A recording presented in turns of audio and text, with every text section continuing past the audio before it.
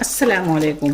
Channel जायका दिली 6 में जो आपके लिए रेसिपी लेकर आए हैं वो रेसिपी मैं ये नहीं कहूँगी कि एकदम अलग है, क्योंकि ये हर घर में बनाई जाती है, लेकिन आज हमने इसको बनाया है बिल्कुल अपने ही स्टाइल में, यानी कि रेशे वाला साग।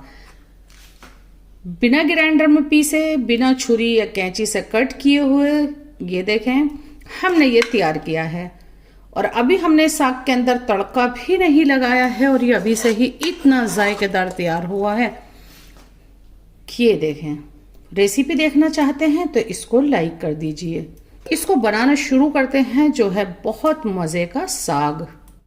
तो ये रेशे वाला साग बनाने के लिए सबसे पहले हमारे पास आधा किलो पालक था, जिसकी मैंने टहनी हटा दी है और बस ये पत्ते पत्ते ले लिए हैं। और आधा ही किलो ये सरसों थी, इसके भी हमने यहाँ से टहनी हटा दी है और इस तरह से हमें इसके पत्ते पत्ते चाहिए। और ये हमारे पास है 200 ग्राम बथुआ, जिसको हमने इस तरह से छा लिया है और 4 से 5 बार हमने अच्छे से पानी से इनको सबको धो लिया है। अब ये पकने के लिए बिल्कुल तैयार है। हम इसको कुकर में गलाएंगे। आप इनको पोट में भी गला सकते हैं, हांडी में भी गला सकते हैं, लेकिन उसमें थोड़ा टाइम लगता है। सर्दियों का मौसम है तो मैं कहूँगी आप ये साग ज़रूर से ट्राई कीजिएगा। ये कई तरह से बनाया जाता है, हमारे भी चैनल पर इसकी कई रेसिपी मौजूद हैं, लेकिन ये एकदम अलग सा साग होता है। आधा चम्मच हम इसमें नमक डाल देते हैं और 1 चाय का कप 100 ml के करीब है हम इसमें पानी डाल देंगे।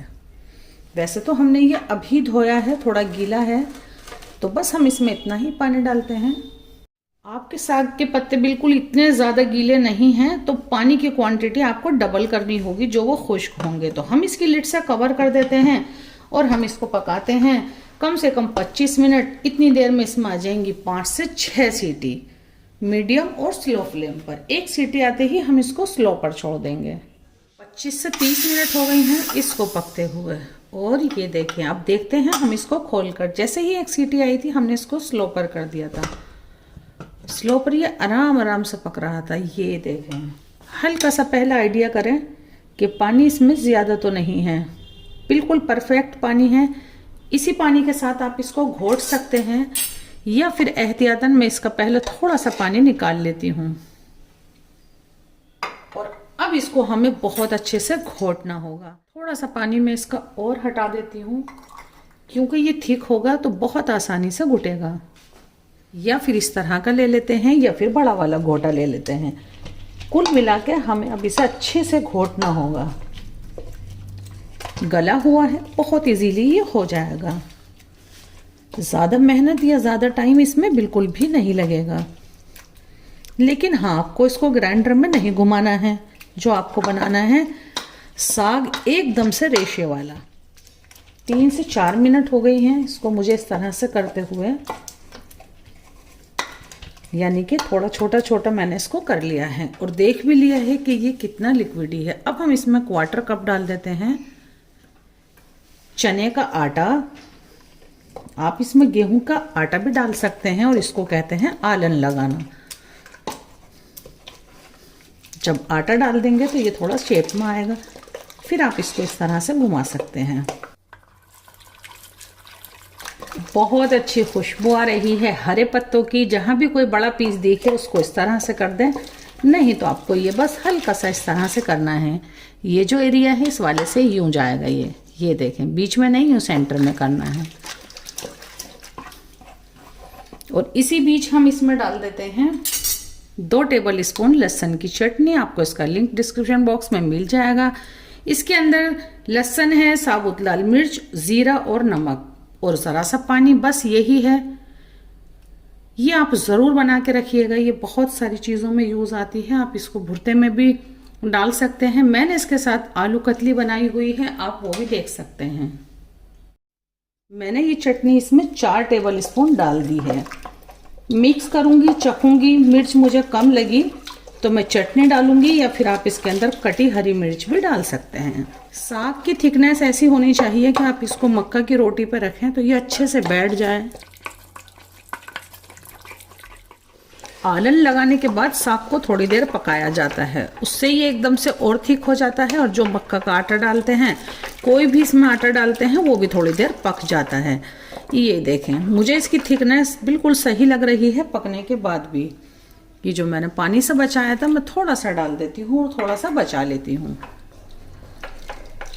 मैं इसको सिर्फ 2 ही मिनट इस तरह से करती रहूँगी और इसको पका भी लूँगी। और अब लगाते हैं इसमें तड़का। मैंने एक पैन ले लिया है, उसमें डाल देती हूँ मैं सरसों का तेल। ज़्यादा या कम आप डाल सकते हैं, मुझे लगता है मैंने क्वार्टर कप के करीब ले लिया है। सरसों के तेल में आप तड़का लगाएंगे तो सही रहेगा।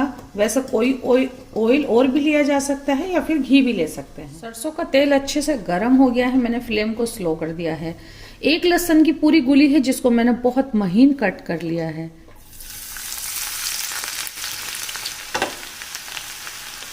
लहसुन ज़्यादा डालेंगे तो अच्छा जायका आएगा। ज़रा सा फ्लेम बढ़ा देती हूँ क्योंकि हमें इससे डार्क कलर चाहिए और साग भी अभी पक रहा है।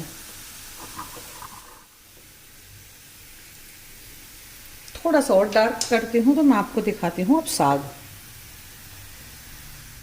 तो ये अच्छे से पक गया है आटा डालने के बाद 2-3 मिनट।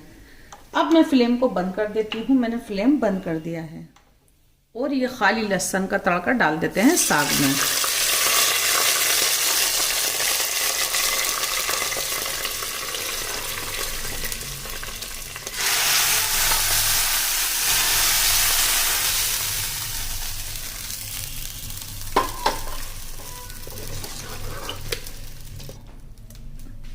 है ना, एकदम बढ़िया वाला साग। साग को निकाल लेते हैं इसके अंदर।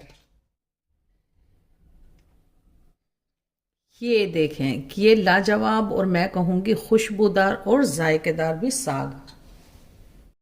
और ये ढेर सारी मक्के की रोटी, वो भी एकदम से फूली फूली, तो रख देते हैं यहाँ पर। तो कब ट्राई कर रहे हैं ये वाली रेसिपी, फीडबैक देना बिल्कुल भी नहीं भूलिएगा। बिल्कुल जायका दिल्ली 6 के तरीके से बनाइएगा ये रेसिपी।